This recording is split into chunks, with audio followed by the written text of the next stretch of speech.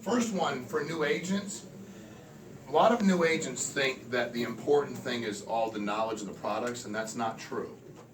It's not. But a lot of agents get so caught up in every company and every product, and it slows you down.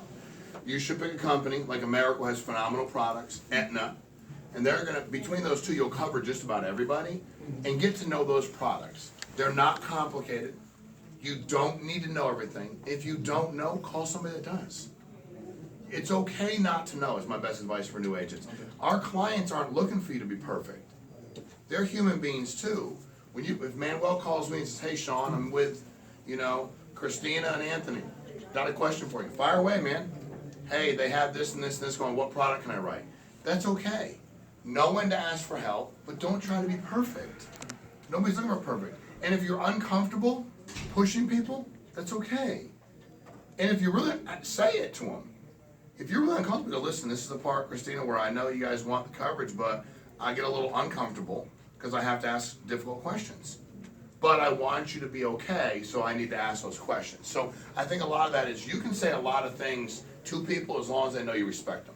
As long as they know you genuinely want. And we're selling something that what makes this unusual is we're 100% sure they're going to use what we're selling. I've never sold anything like that. There's a lot of things you can sell they may not use. You might think they're going to, but they might not. This, we're 100% sure they're going to, down the road, benefit from it. If it's a return of premium, they get all their money back, great. If it's a death benefit, pays, whatever it is, we know is going to happen. So that's my best advice for new agents. Don't think too much about it. Don't worry about what other people think. You get there and you think what the client's thinking. Don't worry about what the client's thinking. Just do you. Be the best you can be. Talk to them about it. Be strong about it. Tell them why you care so much about them.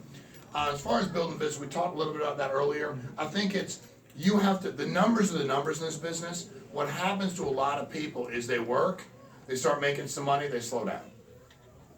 Then all of a sudden they need money and they want it, and we do this.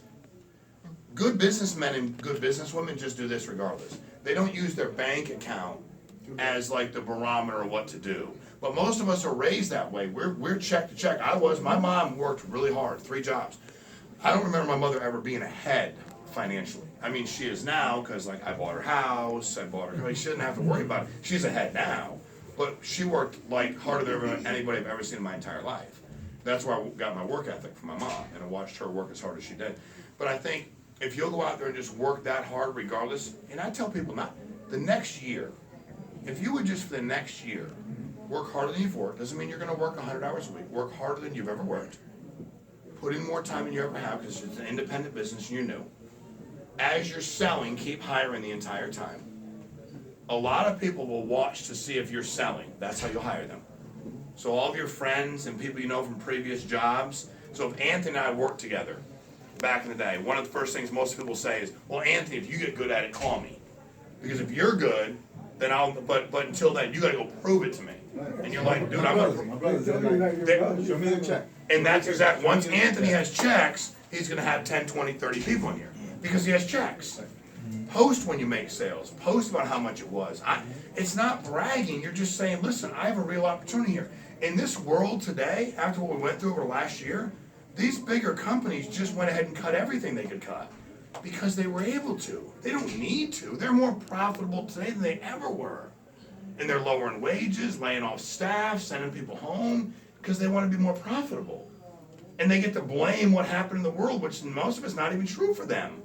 It's like you just laid them off because you now have this ability to say, well, because the current situation with a pandemic, it's like, dude, I still need my job.